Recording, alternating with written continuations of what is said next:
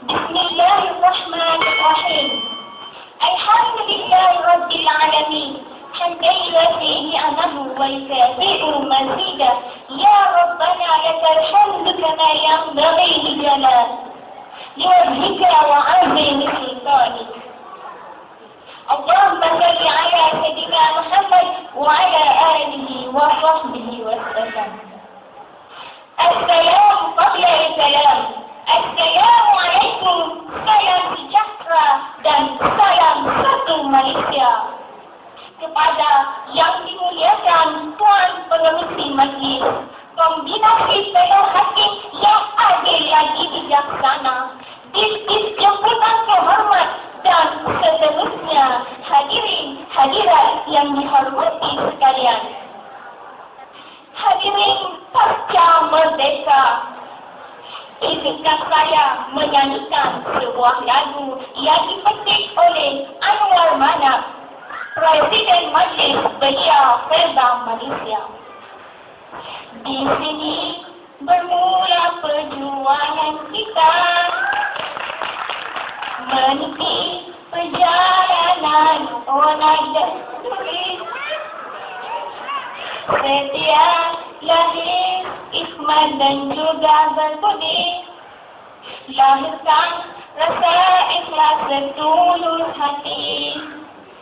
Tempuhi hari demi hari, menjadi rakan inovasi, menyemai bakti budi, beribu, berbudaya dan berkesampian ikhlas kami menjadi mendaki kepuncak jaya, satu Belia, satu Malaysia. Maafkan saya, suara saya tidak semerdu suara Datuk Siti Nurhaliza. Hadirin yang dihormati sekalian, sebelum bahtera belayar lebih jauh, sebelum tirai bicara saya buat lebih luas, izinkan saya mendefinisikan komponen maksud kata-kata yang membina modul syarahan saya. Generasi inovatif, masyarakat produktif. Tahukah kalian apakah yang dimaksudkan dengan gagasan ini? Generasi bermaksud individu yang lahir pada zaman yang sama. Inovatif didefinisikan sebagai inovasi, manakala masyarakat ditakdirkan sebagai penduduk tempatan yang mana di Malaysia terdiri daripada 3 golongan masyarakat, yakni Melayu, Cina, India atau lebih dikenali sebagai satu Malaysia yang dilancarkan oleh Perdana Menteri kita Datuk Seri Muhammad Najib bin Abdul Razak, dan produktif dikonotasikan sebagai gaya pengeluaran yang hebat. Tuntasnya, generasi inovatif, masyarakat produktif adalah individu yang lahir pada zaman yang sama, mempunyai inovasi yang tinggi dalam diri, mampu melahirkan penduduk yang mempunyai daya pengeluaran yang hebat dan unggul. Hadirin nan bestari, seorang anak peneroka Perda Lurah Bilik Pahang yang dikenali reputasinya sebagai rancangan perda pertama, turut memberi sumbangan berarti untuk menaikkan indeks negara di mata dunia. Pemeran Muhammad Nur Syukri Ahmad turut menabur bakti dan jasa di bumi Ambia bagi membantu rakyat di sana yang terjejas akibat perang saudara dan perselingkuhan dengan negara jiran Israel. Beliau berharap agar rakyat Malaysia, khususnya warga mereka, bersyukur dengan nikmat rezeki dan keamanan yang sedang dikasihi sebelum mati menjadi pokok. Hadirin yang dikasihi sekalian, keyakinan kemajuan dan ketamadunan sebuah bangsa dan negara bergantung kepada kualiti generasi baru pada masa sekarang. Sebab itu, para cendekiawan telah mengingatkan agar kepentingan generasi baru tidak terabai. Serta sebagai agensi kerajaan yang berdiri telah melaksanakan program latihan generasi baru dengan purata RM50 juta setahun sejak 2006. Berjaya melahirkan lebih 30,000 orang dalam pelbagai bidang latihan kemahiran. Tim latihan ini secara tidak langsung yang mengangkat martabat generasi baru mereka, kerana sebahagian besar daripada mereka sudah ada bekalan sebelum berhimpun ke dunia pekerjaan. Salah sebab pusat latihan yang sedang beroperasi ialah pusat latihan Sinar Timbalan yang dikendalikan oleh generasi Perda, yakni Sinar Ilmu Abdul Rahman di Bandar Tun Abdul Razak Jika Pahang.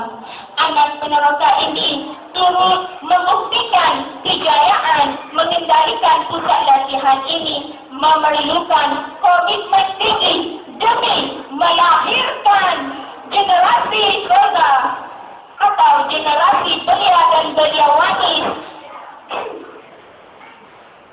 yang berilmu dan berkemahiran.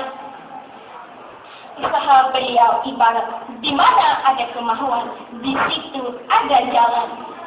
Kata-kata utama menyatakan ijtihad wala taksal fanayamatul usba lima yatakassal, berarti bersungguh-sungguhlah, jangan kamu malas. Kelak akibat bagi orang yang malas ialah penyesalan. Dan pepatah Arab dan pepatah Inggris menyimpulkan there is a will, there is a way. Warga dewan sekalian, perkembangan besar industri penerbangan awam domestik dan antara bangsa memperlihatkan industri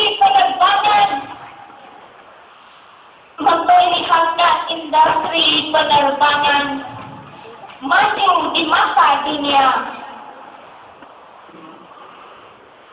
Selain itu juga dengan penerbangan domestik dan antara bangsa mampu boleh berhubung di seantero dunia. Malaysia juga beralih daripada sistem penyelenggaraan pesawat standard British kepada standard Eropah sejak Januari lalu. Dan apa yang dikatakan ialah seramai 47 pelatih, 29 daripadanya merupakan anak-anak Perda yang mendapat lesen pertama dalam penerbangan. Hadirin yang dihormati sekalian, pepatah dan perbilangan ada menyatakan hidup bersama serumpun bak serai, sejunjung bak sirih. Jangan dipandang nyur yang condong kelak buahnya jatuh ke halaman orang. Inilah prinsip yang menjadi pegangan kita untuk kita terus menjadi juara perpaduan dalam kalangan masyarakat majmuk. Kita bersatu dan bersama menghormati doktrin rukun negara. Apabila politik, ekonomi dan sosial kita sanjung, maka budaya pasti kita junjung. Jika orang lain boleh berbangga dengan Westlife, Krisdayanti, Syahrukan, maka kita juga tidak kurang hebatnya dengan Datuk Niko and Dewi, Allah Yarham, Takrib Ramli, Datuk Siti Nurhaliza dan kumpulan Rabbani.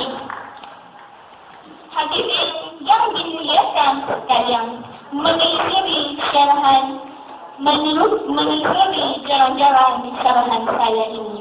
marilah kita renungi kata-kata ahli falsafah Konfusius. Untuk sampai di perjalanannya yang jauh beribu-ribu batu, mulakanlah dengan langkah yang pertama. Sesungguhnya untuk menjadikan negara sebagai taman kesejahteraan, kita sewajarnya sedar bahawa dengan kaedah yang positif mampu mengubah apa sahaja perkara yang negatif. Sehingga kita mesti bermula dari sekarang dengan berpegang pada prinsip di mana bumi dipijak, di situ langit dijunjung. Sebelum mengundurkan diri, terimalah dua rasa pantun daripada saya. Kalau ada semut di ladang, boleh kita menumpang mandi. Kalau ada umur yang panjang, boleh kita berjumpa lagi. Buai laju-laju hingga ke pokok sana. Cantiknya puteri, ibarat bidadari. Selesai sudah bicara saya.